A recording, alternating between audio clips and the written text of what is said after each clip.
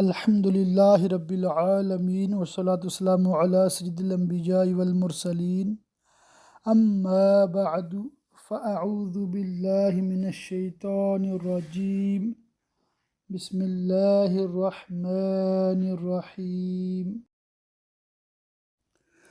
سبق نمبر 89 تفسیر خزائن العرفان، پارہ 25واں، سورۃ الشورى، آیت نمبر 10، ترجمہ کنز الایمان اور اس کے ساتھ ملا کر تفسیر خزائن العرفان۔ انتہائی توجہ کے ساتھ سماعت کریں، انشاءاللہ تعالی اس کی خوب برکتیں پائیں گے۔ تم جس بات میں دین کی باتوں میں سے کفار کے ساتھ اختلاف کرو تو اس کا فیصلہ اللہ کے سپرد ہے۔ روز قیامت تمہارے درمیان فیصلہ فرمائے گا۔ تم ان سے کہو، یہ ہے اللہ میرا رب، میں نے اس پر بھروسہ کیا اور میں اس کی طرف رجوع لاتا ہوں ہر امر میں۔ آسمان اور زمین کا بنانے والا تمہارے لیے تم ہی میں سے یعنی تمہاری جنس میں سے جوڑے بنائے اور نر و مادہ چوپائے اس سے، یعنی اس تزویج یعنی جوڑے جوڑے بنانے سے تمہاری نسل پھیلاتا ہے۔ اس جیسا کوئی نہیں اور وہی سنتا دیکھتا ہے۔ اسی کے لیے ہیں آسمانوں اور زمین کی کنجیاں۔ مراد یہ ہے کہ آسمان اور زمین کے تمام خزانوں کی کنجیاں، خواہ می کے خزانے ہوں یا رزق کے۔ روزی وسیع کرتا ہے جس کے لیے چاہے اور تنگ فرماتا ہے جس کے لیے چاہے۔ وہ مالک ہے، رزق کی کنجیاں اس کے دست قدرت میں ہیں۔ بے شک وہ سب کچھ جانتا ہے۔ تمہارے لیے دین کی وہ راہ ڈالی جس کا حکم اس نے نوح کو دیا۔ نوح علیہ السلام صاحب شرع انبیاء میں سب سے پہلے نبی ہیں۔ اور جو ہم نے تمہاری طرف وحی کی، اے سید انبیاء محمد مصطفیٰ صلی اللہ تعالی علیہ وسلم، اور جس کا حکم ہم نے ابراہیم اور موسیٰ اور عیسیٰ کو دیا، معنی یہ ہے کہ حضرت نوح علیہ السلام سے آپ تک اے سید انبیاء صلی اللہ تعالی علیہ وسلم جتنے انبیاء ہوئے، سب کے لیے ہم نے دین کی ایک ہی راہ مقرر کی جس میں وہ سب متفق ہیں۔ وہ راہ یہ ہے کہ دین ٹھیک رکھو۔ مراد دین سے اسلام ہے۔ معنی یہ ہے کہ اللہ تعالیٰ کی توحید اور اس کی اطاعت، اور اس پر اور اس کے رسولوں پر اور اس کی کتابوں پر اور روز جزا پر اور باقی تمام ضروریات دین پر ایمان لانا لازم کرو کہ یہ امور تمام انبیاء کی امتوں کے لیے یکساں لازم ہیں اور اس میں پھوٹ نہ ڈالو۔ حضرت علی مرتضیٰ کرم اللہ تعالی وجہہ الکریم نے فرمایا کہ جماعت رحمت اور فرقت عذاب ہے۔ خلاصہ یہ ہے کہ اصول دین میں تمام مسلمان، خواہ وہ کسی عہد یا کسی امت کے ہوں، یکساں ہیں، ان میں کوئی اختلاف نہیں۔ البتہ احکام میں امتیں باعتبار اپنے احوال و خصوصیات کے جدا گانہ ہیں۔ چنانچہ اللہ تعالیٰ نے فرمایا لِكُلٍّ جَعَلْنَا مِنْكُمْ شِرْعَةً وَمِنْهَاجًا، ہم نے تم سب کے لیے ایک ایک شریعت اور راستہ رکھا۔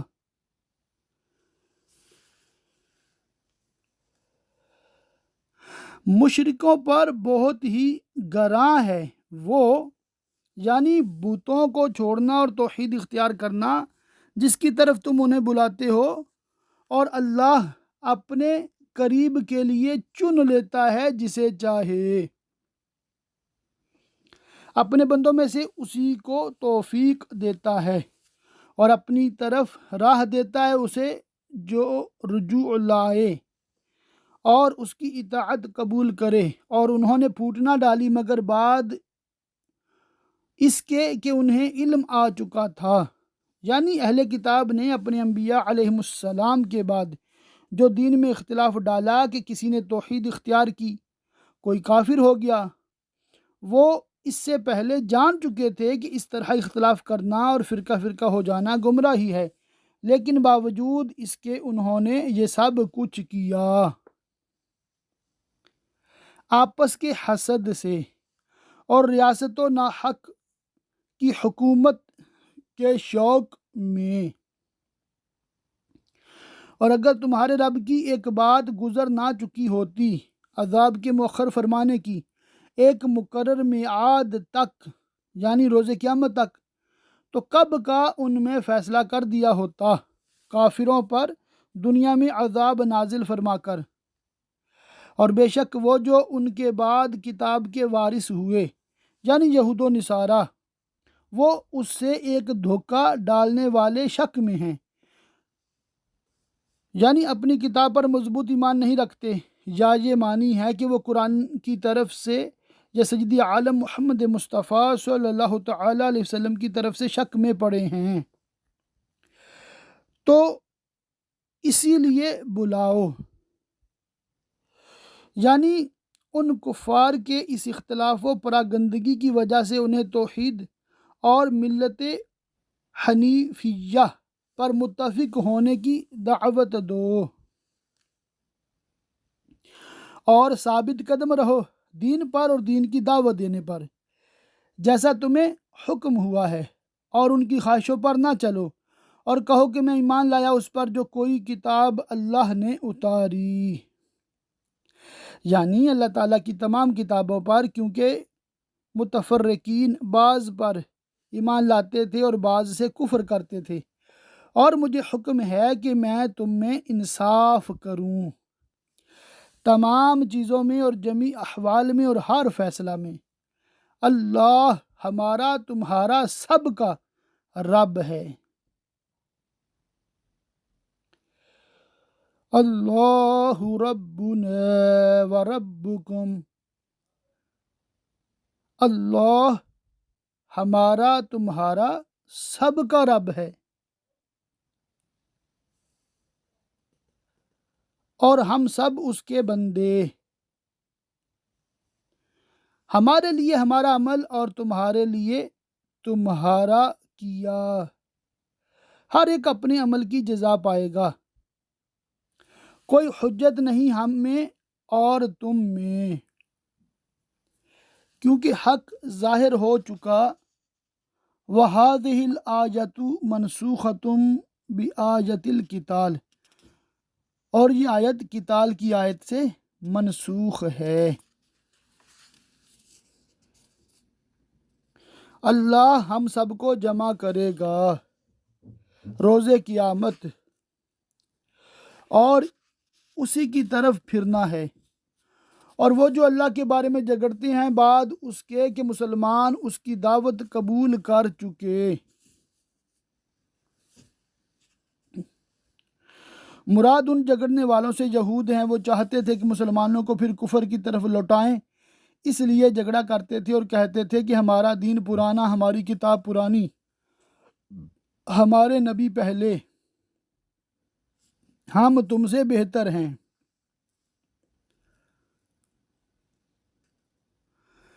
ان کی دلیل محض بے ثبات ہے ان کے رب کے پاس، اور ان پر غضب ہے بسبب ان کے کفر کے، اور ان کے لیے سخت عذاب ہے آخرت میں۔ اللہ ہے جس نے حق کے ساتھ کتاب اتاری، یعنی قرآن پاک جو قسم قسم کے دلائل و احکام پر مشتمل ہے، اور انصاف کی ترازو، یعنی اس نے اپنی کتب منزلہ نازل کردہ کتابوں میں عدل کا حکم دیا۔ بعض مفسرین نے کہا ہے کہ مراد میزان سے سیدی عالم صلی اللہ تعالیٰ علیہ وسلم کی ذات گرامی ہے۔ اور تم کیا جانو شاید قیامت قریب ہی ہو، شان نزول، نبی کریم صلی اللہ تعالیٰ علیہ وآلہ وسلم نے قیامت کا ذکر فرمایا تو مشرکین نے بطریق تکذیب کہا کہ قیامت کب ہوگی؟ اس کے جواب میں یہ آیت نازل ہوئی۔ اس کی جلدی مچا رہے ہیں وہ جو اس پر ایمان نہیں رکھتے اور یہ گمان کرتے ہیں کہ قیامت آنے والی ہی نہیں، اسی لیے بطریق تمسخر جلدی مچاتے ہیں، اور جنہیں اس پر ایمان ہے وہ اس سے ڈر رہے ہیں اور جانتے ہیں کہ بے شک وہ حق ہے۔ سنتے ہو، بے شک جو قیامت میں شک کرتے ہیں ضرور دور کی گمراہی میں ہیں۔ اللہ اپنے بندوں پر لطف فرماتا ہے، بے شمار احسان کرتا ہے، نیکوں پر بھی اور بدوں پر بھی، حتیٰ کہ بندے گناہوں میں مشغول رہتے ہیں اور وہ انہیں بھوک سے ہلاک نہیں کرتا۔ جسے چاہے روزی دیتا ہے اور فراخی عیش عطا فرماتا ہے، مومن کو بھی اور کافر کو بھی، حسب اقتضائے حکمت۔ حدیث شریف میں ہے، اللہ تعالیٰ فرماتا ہے میرے بعض مومن بندے ایسے ہیں کہ تونگری ان کے قوت ایمان کا باعث ہے، اگر میں انہیں فقیر محتاج کر دوں تو ان کے عقیدے فاسد ہو جائیں، اور بعض بندے ایسے ہیں کہ تنگی اور محتاجی ان کے قوت ایمان کا باعث ہے، اگر میں انہیں غنی مالدار کر دوں تو ان کے عقیدے خراب ہو جائیں۔ اور وہی قوت و عزت والا ہے، وَهُوَ الْقَوِيُّ الْعَزِيزُ، اور وہی قوت و عزت والا ہے جو آخرت کی کھیتی چاہے، یعنی جس کو اپنے اعمال سے نفع آخرت مقصود ہو، ہم اس کے لیے اس کی کھیتی بڑھائیں، اس کو نیکیوں کی توفیق دے کر اور اس کے لیے خیرات و طاعات کی راہیں سہل کر کے اور اس کی نیکیوں کا ثواب بڑھا کر۔ اور جو دنیا کی کھیتی چاہے، یعنی جس کا عمل محض دنیا حاصل کرنے کے لیے ہو اور وہ آخرت پر ایمان نہ رکھتا ہو، ہم اسے اس میں سے کچھ دیں گے، یعنی دنیا میں جتنا اس کے لیے مقدر کیا ہے، اور آخرت میں اس کا کچھ حصہ نہیں، کیونکہ اس نے آخرت کے لیے عمل کیا ہی نہیں۔ یا ان کے لیے کچھ شریک ہیں، معنی یہ ہیں کہ کیا کفار مکہ اس دین کو قبول کرتے ہیں جو اللہ تعالیٰ نے ان کے لیے مقرر فرمایا، یا ان کے کچھ ایسے شرکاء ہیں شیاطین وغیرہ جنہوں نے ان کے لیے کفری دینوں میں سے وہ دین نکال دیا ہے جو شرک و انکار بعث پر مشتمل ہے کہ اللہ نے اس کی اجازت نہ دی، یعنی وہ دین الہی کے خلاف ہے، اور اگر ایک فیصلہ کا وعدہ نہ ہوتا اور جزا کے لیے روز قیامت معین نہ فرما دیا گیا ہوتا تو یہیں ان میں فیصلہ کر دیا جاتا اور دنیا ہی میں تکذیب کرنے والوں کو گرفتار عذاب کر دیا جاتا، اور بے شک ظالموں کے لیے دردناک عذاب ہے۔ آخرت میں اور ظالموں سے مراد یہاں کافر ہیں۔ تم ظالموں کو دیکھو گے کہ اپنی کمائیوں سے سہمے ہوئے ہوں گے، یعنی کفر و اعمال خبیثہ سے جو انہوں نے دنیا میں کمائے تھے، اس اندیشہ سے کہ اب ان کی سزا ملنے والی ہے، اور وہ ان پر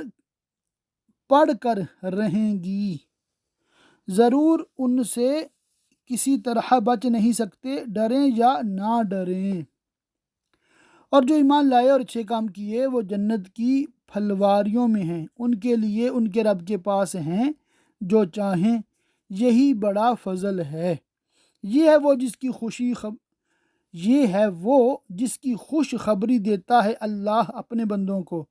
جو ایمان لائے اور اچھے کام کیے۔ تم فرماؤ میں اس تبلیغ رسالت اور ارشاد و ہدایت پر تم سے کچھ اجرت نہیں مانگتا، اور تمام انبیاء کا یہی طریقہ ہے۔ شان نزول، حضرت ابن عباس رضی اللہ تعالیٰ عنہما سے مروی ہے کہ جب نبی کریم صلی اللہ تعالیٰ علیہ وسلم مدینہ طیبہ میں رونق افروز ہوئے اور انصار نے دیکھا کہ حضور علیہ السلام کے ذمہ مصارف بہت ہیں اور مال کچھ بھی نہیں ہے، تو انہوں نے آپس میں مشورہ کیا اور حضور کے حقوق و احسانات یاد کر کے حضور کی خدمت میں پیش کرنے کے لیے بہت سا مال جمع کیا اور اس کو لے کر خدمت اقدس میں حاضر ہوئے اور عرض کیا کہ حضور کی بدولت ہمیں ہدایت ہوئی، ہم نے گمراہی سے نجات پائی۔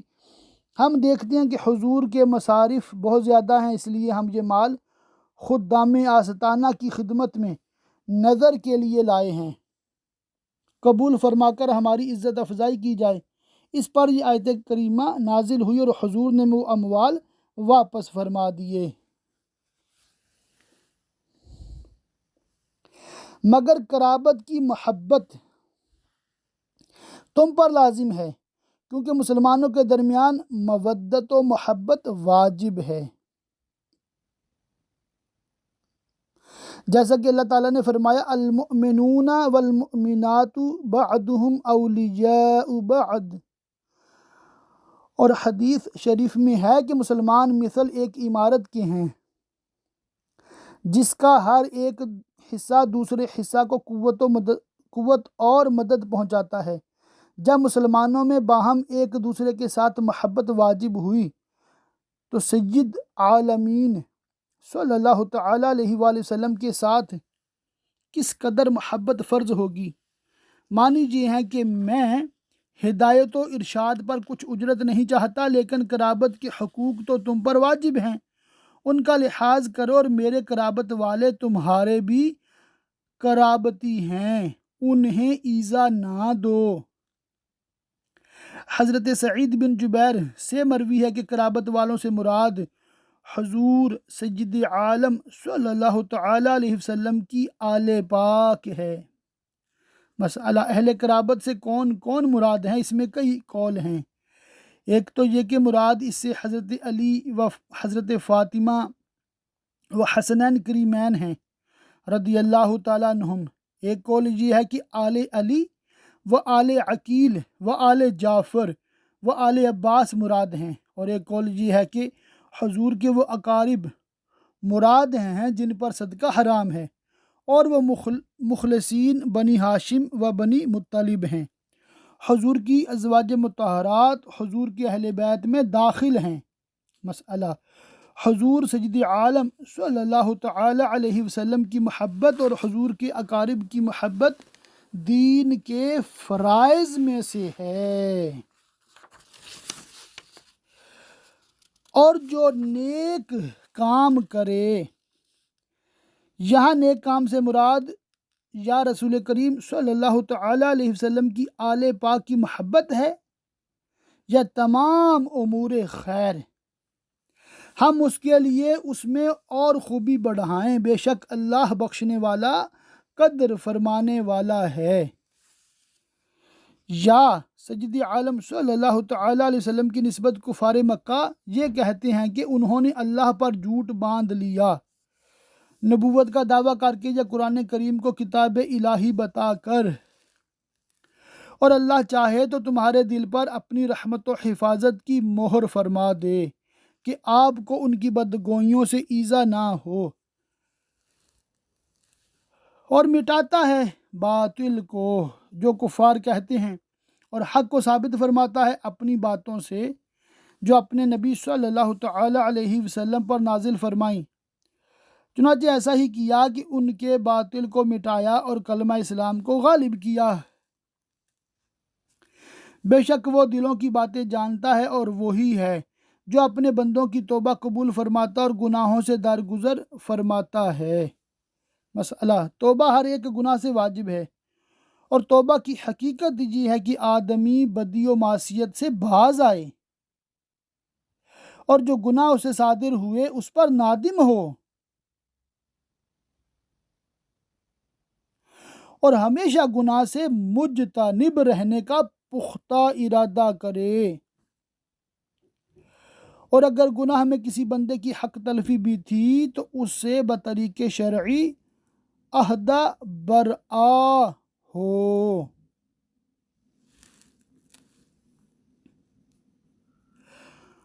اور جانتا ہے جو کچھ تم کرتے ہو۔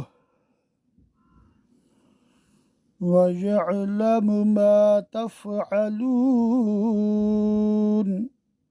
اور جانتا ہے جو کچھ تم کرتے ہو۔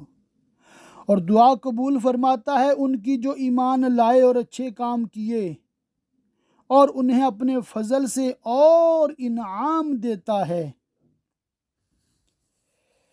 یعنی جتنا دعا مانگنے والے نے طلب کیا تھا اس سے زیادہ عطا فرماتا ہے، اور کافروں کے لیے سخت عذاب ہے۔ اور اگر اللہ اپنے سب بندوں کا رزق وسیع کر دیتا تو ضرور زمین میں فساد پھیلاتے، تکبر و غرور میں مبتلا ہو کر، لیکن وہ اندازہ سے اتارتا ہے جتنا چاہے، بے شک وہ اپنے بندوں سے خبردار ہے۔ جس کے لیے جتنا مقتضی حکمت ہے اس کو اتنا عطا فرماتا ہے۔ انہیں دیکھتا ہے اور وہی ہے کہ می اتارتا ہے۔ ان کے نا امید ہونے پر اور اپنی رحمت پھیلاتا ہے، اور می سے نفع دیتا ہے اور قحط کو دفع فرماتا ہے۔ اور وہی کام بنانے والا ہے سب خوبیوں سراہا، اور اس کی نشانیوں سے ہے آسمانوں اور زمین کی پیدائش اور جو چلنے والے ان میں پھیلائے، اور وہ ان کے اکٹھا کرنے پر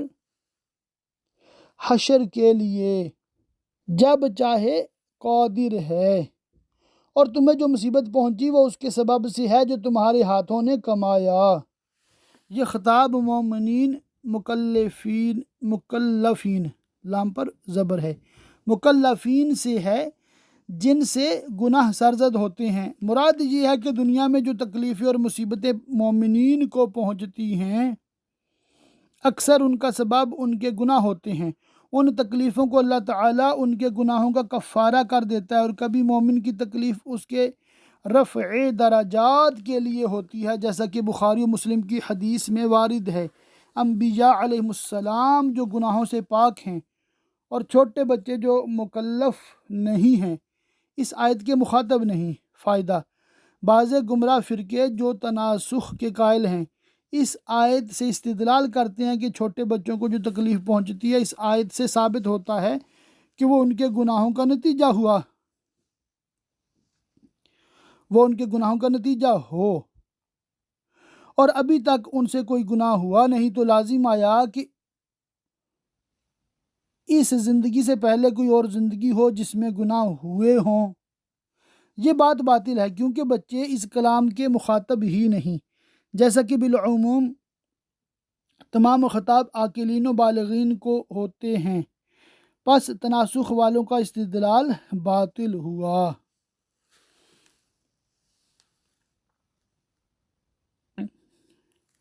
اور بہت کچھ تو معاف فرما دیتا ہے، اور تم زمین میں قابو سے نہیں نکل سکتے۔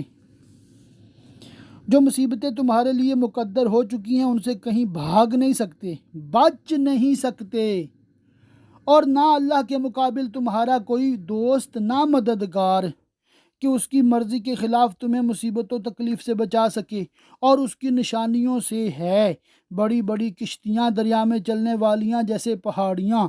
وہ چاہے تو ہوا تھما دے، جو کشتیوں کو چلاتی ہے کہ اس کی پیٹھ پر یعنی دریا کے اوپر ٹھہری رہ جائیں،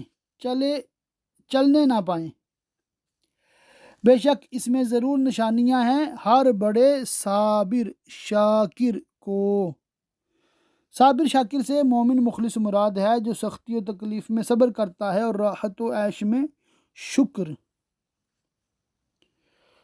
یا انہیں تباہ کر دے یعنی کشتیوں کو غرق کر دے لوگوں کے گناہوں کے سبب جو اس میں سوار ہیں، اور بہت کچھ معاف فرما دے گناہوں میں سے کہ ان پر عذاب نہ کرے۔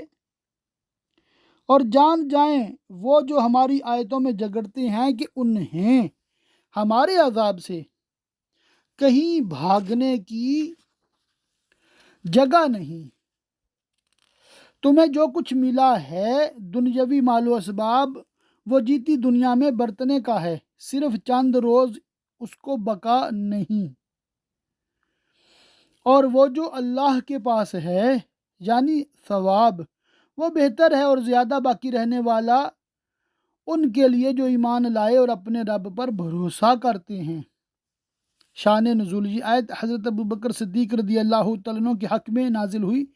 جب آپ نے اپنا کل مال صدقہ کر دیا، اور اس پر عرب کے لوگوں نے آپ کو ملامت کی،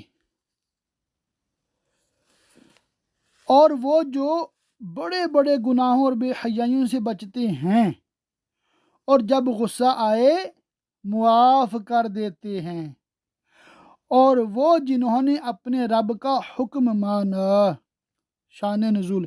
یہ آیت انصار کے حق میں نازل ہوئی جنہوں نے اپنے رب کی دعوت قبول کر کے ایمان و طاعت کو اختیار کیا اور نماز قائم رکھی، اس پر مداومت کی، اور ان کا کام ان کے آپس کے مشورے سے ہے، وہ جلدی اور خود رائے نہیں کرتے۔ حضرت حسن رضی اللہ تعالیٰ عنہ نے فرمایا، جو قوم مشورہ کرتی ہے وہ صحیح راہ پر پہنچتی ہے، اور ہمارے دیے سے کچھ ہماری راہ میں خرچ کرتے ہیں، اور وہ کہ جب انہیں بغاوت پہنچے بدلہ لیتے ہیں، یعنی جب ان پر کوئی ظلم کرے تو انصاف سے بدلہ لیتے ہیں اور بدلے میں حد سے تجاوز نہیں کرتے۔ ابن زید کا قول ہے کہ مومن دو طرح کے ہیں، ایک وہ جو ظلم کو معاف کرتے ہیں، پہلی آیت میں ان کا ذکر فرمایا گیا، دوسرے وہ جو ظالم سے بدلہ لیتے ہیں، ان کا اس آیت میں ذکر ہے۔ عطا نے کہا کہ یہ وہ مومنین ہیں جنہیں کفار نے مکہ مکرمہ سے نکالا اور ان پر ظلم کیا، پھر اللہ تعالیٰ نے انہیں اس سرزمین میں تسلط دیا اور انہوں نے ظالموں سے بدلہ لیا، اور برائی کا بدلہ اسی کی برابر برائی ہے۔ مانی جی ہیں کہ بدلہ قدرے جنایت ہونا چاہیے، اس میں زیادتی نہ ہو، اور بدلے کو برائی کہنا مجاز ہے کہ صورتاً مشابہ ہونے کے سبب سے کہا جاتا ہے، اور جس کو وہ بدلہ دیا جائے اسے برا معلوم ہوتا ہے، اور برائی کے ساتھ تعبیر کرنے میں یہ بھی اشارہ ہے کہ اگرچہ بدلہ لینا جائز ہے لیکن عفو اس سے بہتر ہے۔ تو جس نے معاف کیا اور کام سنوارا تو اس کا اجر اللہ پر ہے، بے شک وہ دوست نہیں رکھتا ظالموں کو۔ حضرت ابن عباس رضی اللہ تعالیٰ عنہما نے فرمایا کہ ظالموں سے وہ مراد ہیں جو ظلم کی ابتدا کریں، اور بے شک جس نے اپنی مظلومی پر بدلہ لیا ان پر کچھ مواخذہ کی راہ نہیں، مواخذہ تو انہی پر ہے جو ابتداءً لوگوں پر ظلم کرتے ہیں اور زمین میں ناحق سرکشی پھیلاتے ہیں، تکبر اور معاصی کا ارتکاب کر کے، ان کے لیے دردناک عذاب ہے۔ اور بے شک جس نے صبر کیا ظلم و ایذا پر اور بدلہ نہ لیا اور بخش دیا تو یہ ضرور ہمت کے کام ہیں۔ اللہ پاک کی بارگاہ میں دعا ہے کہ اللہ پاک ہمیں خوب علم دین سیکھنے، سمجھنے، یاد رکھنے، عمل کرنے اور دوسروں تک پہنچاتے رہنے کی توفیق رفیق مرحمت فرمائے، آمین بجاہ النبی الامین وصلی اللہ تعالی علیہ وآلہ وصحبہ وبارک وسلم۔